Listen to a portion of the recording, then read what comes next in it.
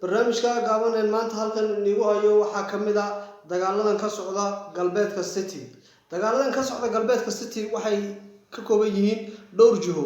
Dhowrka jiho uu ka kooban yahay dagaalku waa 3 degmo oo 3 deegaan ah. 3 deegaan waa Garba Ciise, waa Cadayti, waa Cundufo. Deegaanadaasi asal ahaan waxa iska deganaan jiray dad Soomaali ah oo deegaanka Soomaalida ka tirsan. dadkaas waa dad la dulmay, waa dad dulul aad u weyn ku jira.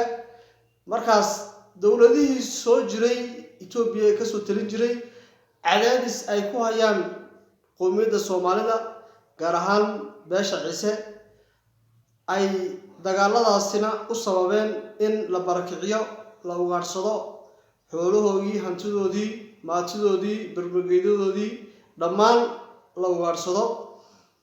maanta deegaanka Soomaalidu talaabada uu qaaday talaabo aad iyo aad aan ugu faraxnay oo aad iyo aad ugu bogaadinayno xukuumaddeena deegaanka ayaan maanta aragnay. talaabooyinkaasi talaabooyin lamid ah in la qaado waa waajib, waana xaq saaran, waana mas'uuliyad ka saaran deegaanka Soomaalida. xoolo dhaqatadu waa dad reer guuraa oo degan dhul saxara ah, dhul daaqsimaadka ku fiican, wax beerashada ku fiican, wax falashada ku fiican ayuu dhulkaas yahay.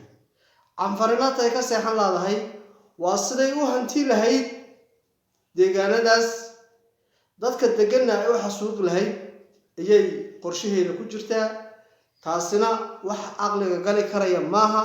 maanta iyo beriba waanu ka dhiidhinaynaa, waanu ka dagaalamaynaa, waanu ka hadlaynaa, waanu cambaaraynaynaa. sidaa awgeed waxaan maanta halkan inigu hayaa barnaamijkaas canfarta iyo ciisaha soomaalida ku dagaalamaya dhulka Soomaaliyeed.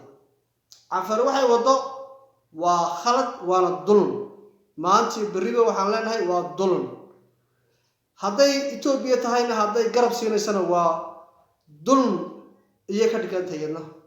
sidaa awgeed waxaanu ka hadlaynaa maanta halkan aanu ku falanqeynaynaa waa xukuumadda deegaanku siday ugu hanjabtay, ay ugu jilib dhigtay, ay u caydhisatay dadkaas daalimiintaas tuugtaas.